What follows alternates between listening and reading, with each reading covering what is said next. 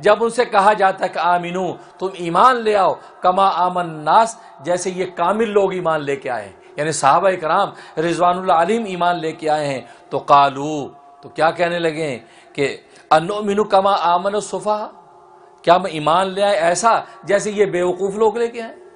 اللہ اکبر، وہ صحابہ اکرام رضوان اللہ علیہم اجمعین کہ جس کامل درجے کے ایمان نبی پر لے کے آئے ہیں، جس کو اللہ تبارک و تعالیٰ کسوٹی بنا رہے ہیں، یہ آگے سے کیا کہہ رہے ہیں؟ ہم ان بیوقوفوں جیسے ایمان لیں، یہ نبی پہ آنکھیں بند کر کے ایمان لے، مال لٹا دیے، جان لٹا دی، عزتیں لٹا دی، اپنا گھر بار لٹا دیے، یہ کیسا ایمان ہے؟ نہیں بھائی، ہمیں تو دنیا کو بھی سنبھالنا ہے، پھر ایسا ایمان ہمیں نہیں چاہیے، ہمیں دنیا میں رہنا، دنیا کے ساز و سامان ہمیں سنبھالنے ہیں۔ تو گویا کہ صفحہ صفی کہتے بیوقوف کو، گویا کہ احمق اور بیوقوف صحابہ کو کہا کہ یہ بیوقوف لوگ جیسے ایمان لائے، یہ کوئی ایمان ہے؟ مکہ کے اندر بڑی بڑی جائیدادیں چھوڑ دی، زمینیں چھوڑ دی، باغات چھوڑ دیے، بیوی بچے چھوڑ دیے اور پیغمبر کے ساتھ مدینے آ گئے، حبشہ کے اندر جا کے غیر ملک کے اندر دھکے کھا رہے ہیں، یہ کیسا ایمان ہے؟ ان کو بیوقوف کہا۔ اللہ تبارک و تعالیٰ نے فوراً تردید کی، اللہ خبردار کان کھول کے سن لو، انہم ہم الصفا، حقیقت میں بیوقوف یہ خود ہی ہیں، یہ اصل میں یہ صفا ہیں، یہ احمق اور بیوقوف ہیں، ان کو پتہ نہیں کہ صحابہ کرام نے جو سودا کیا ہے اس سودے کی قیمت کوئی جانتے ہی نہیں،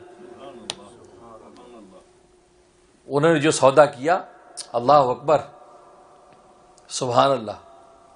غزوہ حنین کے موقع پر سرکار دو عالم صلی اللہ علیہ وسلم نے تالیف قلب کے لیے مکہ کے کوئی نئے نئے مسلمان ہونے والوں کو بکریاں، مال غنیم اور سونا چاندی تقسیم کر دیا۔ تو جو انصار قبیلہ ساتھ آیا ہوا تھا مدینے سے، جنہوں نے رسول اللہ صلی اللہ علیہ وسلم کو مدینے میں سنبھالا تھا، ان میں کچھ نوجوان صحابہ نے آپس میں باتیں کی، کہا کہ یار یہ کیا بات ہوئی، ہم انصار ہیں، ہم نے مدینہ میں رسول اللہ صلی اللہ علیہ وسلم کو جو سنبھالا، وہاں پر آپ کا خیر مقدم کیا، یہ مکہ والوں نے تو آپ کے ساتھ ایسا ایسا کیا تھا، اور آج آپ نے سارا مال و غنیمت میں بانٹ دیا، ہمیں کچھ بھی نہیں دیا۔ یہ آپس میں چیم گوئیاں کی، یہ بشری تقاضے ہیں، لوگ کرتے ہیں۔ اب یہ بات رسول اللہ صلی اللہ علیہ وسلم تک پہنچ گئی، اور رسول اللہ صلی اللہ علیہ وسلم پہنچی، آپ نے فوراً کھڑے ہو کے خطبہ دیا، یا ایھا الناس، اے لوگو سنو، کیا بات کہی، سبحان اللہ، ایسی بات کہی کہ صحابہ اکرام دھاڑے مار کے رونے لگے۔ فرمایا کہ اے انصار قبیلے والو، کیا تمہیں یہ گوارا نہیں کہ مکے والے تو بھیڑ بکریاں سونے چاندی لے جائیں اور تم اللہ کا رسول اپنے ساتھ مدینے لے جاؤ؟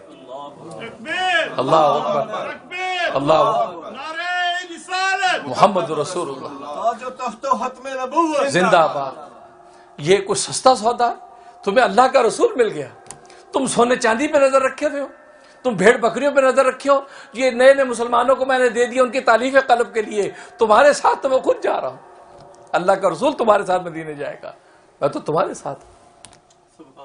یہ عقل کا فیصلہ، بس یہ کہنا تھا، دھاڑے مار کے انصار رونے لگے، صحابہ رونے لگے، اور بوڑھے انصار صحابہ مافیا ان نوجوانوں کی طرف سے ماننے لگے، یا رسول اللہ آپ دل برا نہ کرے۔ نوجوانوں نے جذبات میں محبت میں بات کہہ دی، وہ نوجوانوں کی داڑیاں تر ہو گئی، رو رو کے زاروں قطار کہ یا رسول اللہ ہم اس بات پہ راضی ہیں، ہم اللہ کے رسول کو اپنے گھر لے جائیں، یہ اس پہ ہمارے سینے ٹھنڈے ہو گئے، کلیجے ٹھنڈے ہو گئے، ہمیں سونے چاندی بھیڑ بکری کی ضرورت نہیں۔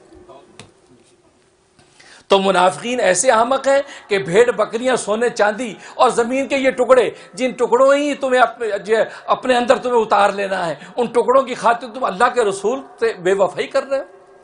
اس لیے بے وقوف تو تم، حقیقت میں صحابہ بے وقوف نہیں ہیں۔ صحابہ نے یہ زمین کے ٹکڑے، یہ زمین فانی دنیا کو یہ ٹھوکر مار دی، انہوں نے ہمیشہ ہمیشہ کی باقی زندگی پر نگاہ رکھی ہے۔ پھر اللہ نے پھر دنیا میں بھی صحابہ کو کمی نہیں چھوڑی، پھر روم و فارس کی سلطنتوں کے خزانے قدموں میں آ گئے۔ جب روم و فارس کے خزانے قدموں میں آئے، حضرت عمر فاروق رضی اللہ تعالیٰ خزانوں کو دیکھ رہے ہیں، صحابہ کرام زار و قطار رو رہے ہیں، آپ بھی بے چین ہیں۔ اور کیا صحابہ کہتے ہیں کہ اے امیر المومنین، کہیں ایسا تو نہیں ہے کہ جو رسول اللہ کے سامنے وفاداریاں کی ہیں، رسول اللہ کے لیے ہم نے جو قربانیاں دی ہیں، کہیں اللہ نے اس کا بدلہ دنیا کے اندر ہمیں تو نہیں دے دیا؟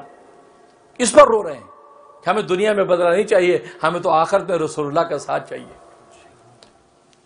اس لیے کہ تم نبوت کی صحبت کو کیا جانو، اس لیے تم ان کو بیوقوف کہتے ہو۔ بیوقوف وہ نہیں ہے، بیوقوف حقیقت میں تم ہو، وَلَٰكِن لَا يَعْلَمُونَ، لیکن تمہیں اس بات کا علم نہیں ہے۔ اب دیکھو وہاں پر فرمایا تھا وَلَٰكِن لَا يَشْعُرُونَ، تمہیں شعور نہیں ہے، اور یہاں فرمایا وَلَٰكِن لَا يَعْلَمُونَ، تمہیں علم نہیں ہے۔ عنوان بدل دیا، کیوں؟ یہاں بھی وہی کہہ دیتے ولیکن لا یشعرون، تمہیں شعور نہیں، لیکن یہاں فرمایا لا یعلمون، تمہیں علم نہیں ہے۔ اصل میں بات یہ جیسے میں نے عرض کی تھی کہ شعور کا تعلق محسوسات کے ساتھ ہے، محسوس چیزوں کے ساتھ ہے۔ جو فساد جو ہے اس کا محسوس چیزوں سے تعلق ہے۔ جب فساد پھیلتا ہے، کہیں قتل و غارت گری ہے، کہیں کسی کی عزت دری ہے، کہیں کسی کو جو ہے وہ ظلم و ستم کی چکی میں پیسا جا رہا ہے، یہ فساد ایک پھیل رہا ہے، تو یہ محسوس ہونے والی چیزیں ہیں۔ تو شعور کا تعلق چونکہ محسوسات کے ساتھ تھا، اسے لا یشعرون فرمایا کہ ان کو محسوسات کا بھی شعور نہیں ہے، لہٰذا یہ جانتے نہیں کہ فساد ہوتا کیا ہے۔ اور یہاں چونکہ ایمان کا تعلق ہے، فرمایا تھا کہ آمنو کما آمن الناس، ایمان لاؤ، اور ایمان کا تعلق کس کے ساتھ؟ یہ اندر کی باطن کے ساتھ تھا، باطنی علم کے ساتھ تعلق تھا، کیونکہ ایمان انسان علم کے بعد لاتا ہے۔ کیونکہ یہ بھی ایک بحث چلتی ہے کہ ایمان مقدم ہے، علم مقدم ہے۔ امام بخاری رحمۃ اللہ علیہ اس بات پر فیصلہ کرتے علم مقدم ہے، کیونکہ جب علم ہوگا کہ پیغمبر اللہ کا رسول ہے، علم ہوگا کہ اللہ ہمارا رب ہے، علم ہوگا کہ یوم آخرت ہے، اب جا کر تو ایمان لائے گا، کہے گا اشہد ان لا الہ الا اللہ واشہد ان محمد رسول اللہ، تو علم مقدم، علم پہلے ہوگا۔ تو فرمایا کہ چونکہ ایمان کا تو علم کے ساتھ تھا اور یہ ایمان صحیح راستے پر لا نہیں رہے، لہٰذا اس لیے اللہ نے علم کی نفی کی، ولیکن لا یعلمون، ان کو علم نہیں۔ ویڈیو کے نیچے سبسکرائب کے بٹن پہ کلک کریں، بیل کے آئیکن پہ کلک کیجئے تاکہ ہر نئی ویڈیو کی نوٹیفیکیشن آپ کو مل جائے۔